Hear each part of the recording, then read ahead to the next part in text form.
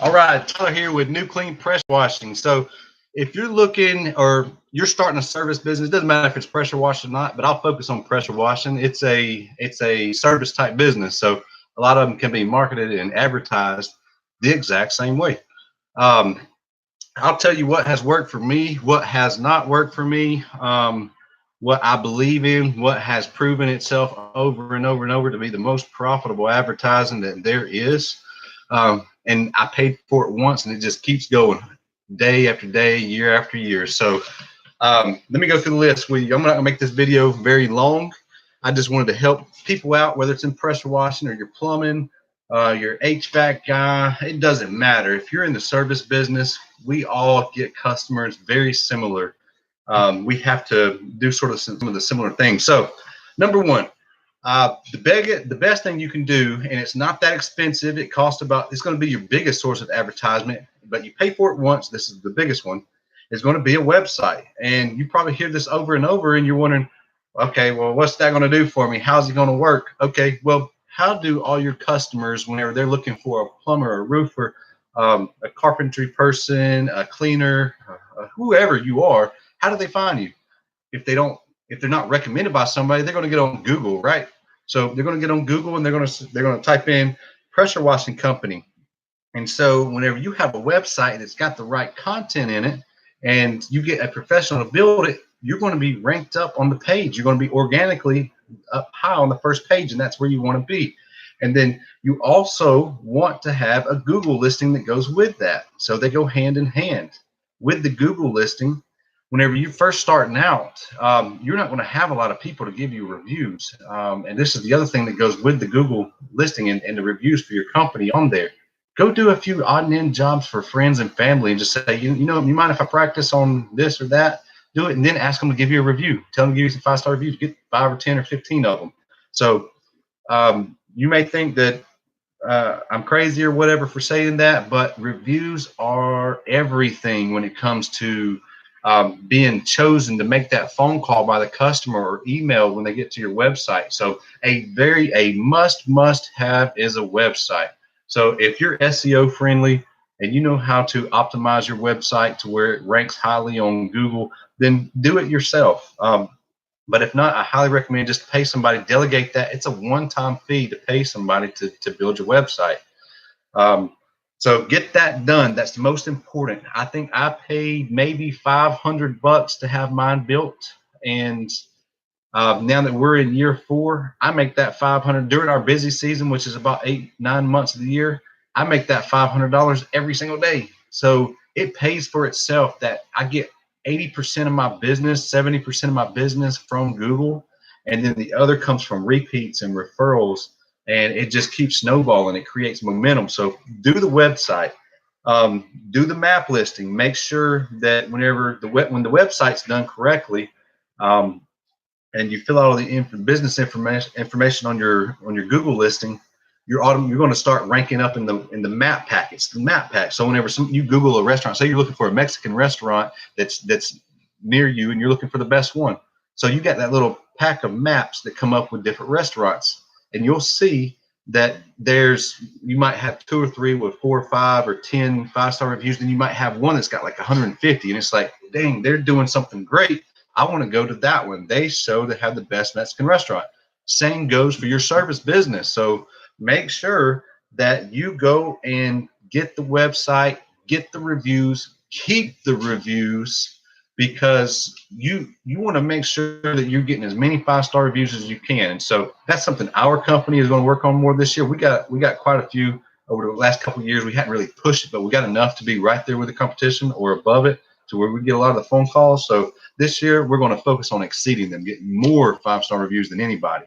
That's what we want to brag about. That's what builds confidence in your company, because people don't know you. They know you as a contractor. Contractors don't show up.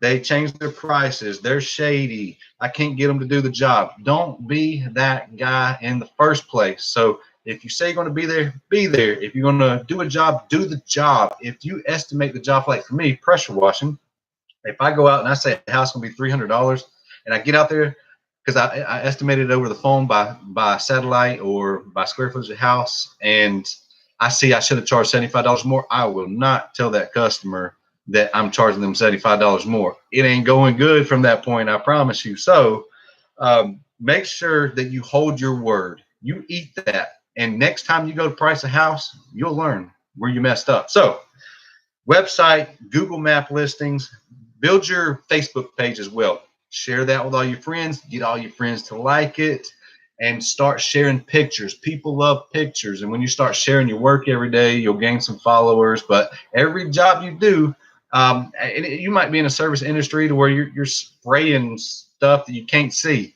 Maybe go out to take a picture of the house or something, say, out doing another customer's house today, just finished another house. Keep updating content on your Facebook page throughout the day. Some people will tell you don't, but I'm a true believer in putting it out there. People want to see you're actively working all the time and that you're trustworthy, that you're doing good jobs. Maybe you're taking pictures with your customers, getting some feedback from your customers and letting them put it on the Facebook and tagging you in it. Anything you can do on that category helps. It's free. So I do this quite often, more so over the last year. We're in, like I said, year 4, but we've started to utilize. It took me a while to learn all this on my own. But going from there, business cards. Make sure you get business cards right off the rip. They're so cheap. I don't do paper cards. I do magnets. So we've got magnets. It's just to the point. It's new, clean, pressure washing, phone number, website, and it's a magnet. So the other thing is these stick around longer. People tend to lose business cards, paper cards. They stick them somewhere. They lose them. They get this, they go stick it on the metal. They go stick it on their fridge. They keep this. So I have had people call me and like, how'd you hear about me? Well, we found one of your magnets on my fridge at work. Like, okay, well, that works for me because the person I did the job for obviously did good work. I did good work for them, and then they decided to put this on their company and advertise my business. And it wasn't a business card. Business cards won't stick around like that. You can go to 55printing.com. You can get 1,000 of these for $150 shipped to your door. So that is a really good deal, and you can design it on your own. I designed mine. It's colorful. It's to the point. It's got the company, pressure washing, got our website, and it might be blurry on the monitor here, but it says 5-star reviews because our company has 5-star reviews. So business cards. Another thing, when you're out there doing your jobs, if you're at a house and you're in a neighborhood, go stick this on the front of the metal mailbox on 7 or 8 or 10 houses around the job you just went to. If you've got somebody working for you and you've already got to that point, or you got your spouse that can go out and do marketing while you're working there, go have them stick these on mailboxes. This creates momentum. Do this on every job, and you'll be getting more and more and more feedback because neighbors know each other. They know you were there working. They've seen your truck or your car, your logos or whatever. Then they see this and like, well, I actually need that done too. Need my carpets clean, I need my roof clean, I need whatever done, whatever you do, they've seen you. There's already trust because your neighbor used it.